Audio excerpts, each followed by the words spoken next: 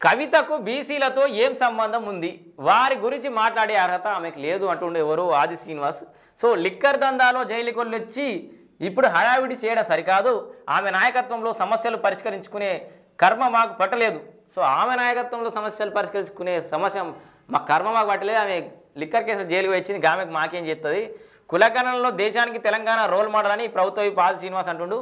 So దనదన్న ఆ కవిత గురించి ఏం మాట్లాడినా చూద్దాం మనం. పాపం ఇంకొకటి మంచి ఇంట్రెస్టింగ్ ముచ్చడి చెప్పాలి. ఆడ కవితక్క ఏదో మీటింగ్లో మాట్లాడుతుంటే సీతక్కకి నమస్కారం అన్నాడు ఎన్నుకున్న ఆయన ఒక ఆయన. సో కవితక్క పేరు మర్చిపోయారు, సీతక్క పేరు ముందడికి వచ్చింది. మొత్తానికైతే 4 రోజులైతే మొత్తం మర్చిపోయేటట్టు ఇక కవితక్కని. ఇగో బీసీలతో కవితకు ఏం సంబంధం అని ప్రభుత్వ విప్ ఆది శ్రీనివాస్ ప్రశ్నించారు. శనివారం ఆయన అసెంబ్లీలో సిఎల్పి కార్యాలయంలో మాట్లాడుతూ లిక్కర్ దందాలో జైలుకి వెళ్ళొచ్చి ఇప్పుడు హడావిడి చేయడం సరికాదని పేర్కొన్నారు. బీసీల గురించి ప్రస్తావించే అర్హత కూడా ఆమె కోల్పోయారని మండిపడ్డారు.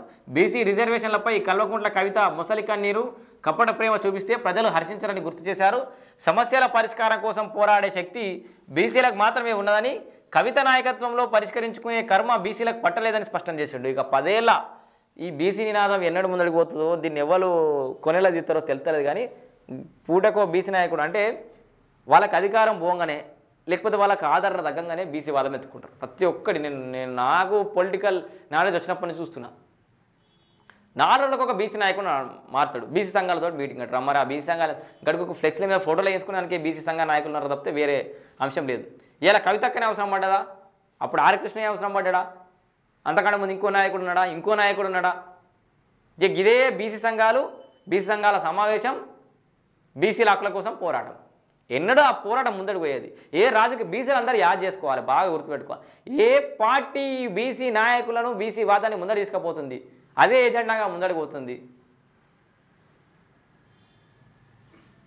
ఇగో కవిత నాయకత్వంలో పరిష్కరించుకునే కర్మ బీసీలకు పట్టలేదని స్పష్టం చేశారు. 10 ఏళ్ల అధికారులు ఉన్నప్పుడు బీసీల గురించి ఏనాడైనా కవిత మాట్లాడారని నిలదీశారు. దేశానికి కులగణనలో తెలంగాణ రోల్ మోడల్గా మారిందని తెలిపారు. బీసీలకు స్థానిక సంస్థల్లో 42% రిజర్వేషన్లు కల్పించడమే ధ్యేయంగా కులగణన జరిగిందని చెప్పారు. గిరిజనులు, మైనార్టీలకు 12% రిజర్వేషన్లు ఇస్తామని చెప్పిన కేసీఆర్ బీసీల గురించి ఎందుకు మాట్లాడలేదని ఆగ్రహం వ్యక్తం చేశారు. బీసీ కార్పొరేషన్తో పాటు ఇతర కార్పొరేషన్లకు నిర్వీర్యం చేసే ఉన్నారు. ఎంబీసీ కార్పొరేషన్ ఏర్పాటు చేసి ఒక్క పైసా నిధులు కూడా ఇవ్వలేదని చెప్పేసి అంటుండు ఆది శ్రీనివాస్.